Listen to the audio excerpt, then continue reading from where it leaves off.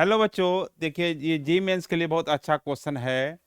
If two distinct chords drawn from the point p q on the circle x square plus y square equal to p x plus q y where p q not equal to zero are bisected by the x axis. देखिए ये जो circle है इसमें कोई constant term नहीं है। X equal to zero रखिएगा, Y equal to zero रखिएगा, यहाँ भी जीरो रखेंगे, जीरो के सेटिस्फाई कर जाएगा।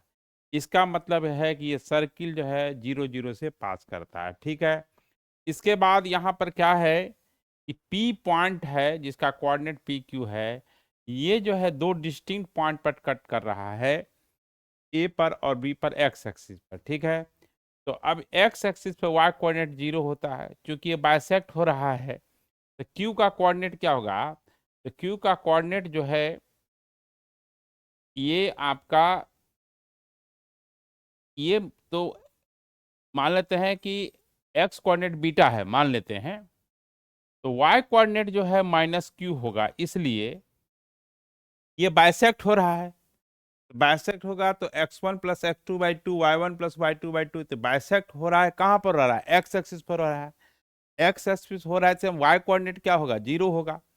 ये वाई कोऑर्डिनेट जब जीरो होगा तो ये p कॉमा क्यू है, तो ये p ये जरूर वाई कोऑर्डिनेट माइनस क्यू होगा। मान लेते हैं कि अल्फा जीरो है, तो ये बीटा माइनस क्यू डिफिनिट होगा कि वाई कोऑर्डिनेट क्या होगा? माइनस क्यू होगा, क्योंकि एक्स एक्सिस उसको बाइसेक्ट कर रहा है, यानी वहां पर वाई कोऑर्डिनेट जीरो होगा।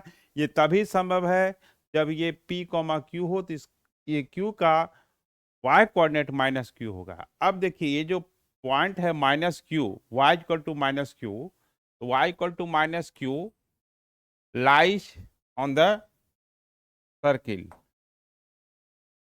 Lies on the circle. Circle क्या है? X square plus y square p x plus q y. तो y की जगह पर हम यहाँ पर q डाल देंगे। एक्स स्क्वायर वाई की जगह पर यहाँ पर पुट करेंगे q, ये पी एक्स माइनस ये y की जगह पर माइनस क्यू डालेंगे ना, ये एक्स स्क्वायर हो गया माइनस पी एक्स हो जाएगा, ये क्यू स्क्वायर हुआ प्लस क्यू स्क्वायर हुआ, ये आपका प्लस क्यू, ये माइनस क्यू स्क्वायर हुआ।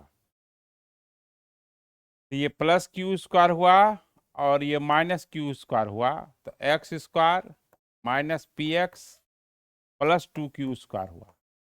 अब चूंकि ये कॉर्ड जो है कह रहा है कि टू डिस्टिंक्ट पॉइंट पर कट कर रहा है ना, ये दो पॉइंट पर कट कर रहा है, एक यहाँ कट रहा है, एक यहाँ कट रहा है, एक्स की दो वैल्यू होगी।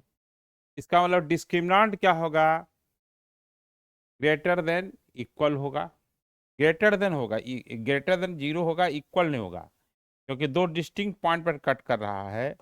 तो ये डिस्क्रिमिनेंट जो है ग्रेटर देन जीरो होगा। तो यहाँ पर ए कितना है? 1 है। पी कितना है? माइनस पी है। और सी कितना है? 2q स्क्वायर है। तो b square minus 4ac, b square minus 4ac should be greater than zero. P कितना है? माइनस पी है, यानी पी स्क्वायर माइनस a1 है, c2q स्क्वायर है, तो ये 2q square should be greater than zero, यानी पी स्क्वायर ग्रेटर देन आपका क्या हो गया? 8q square.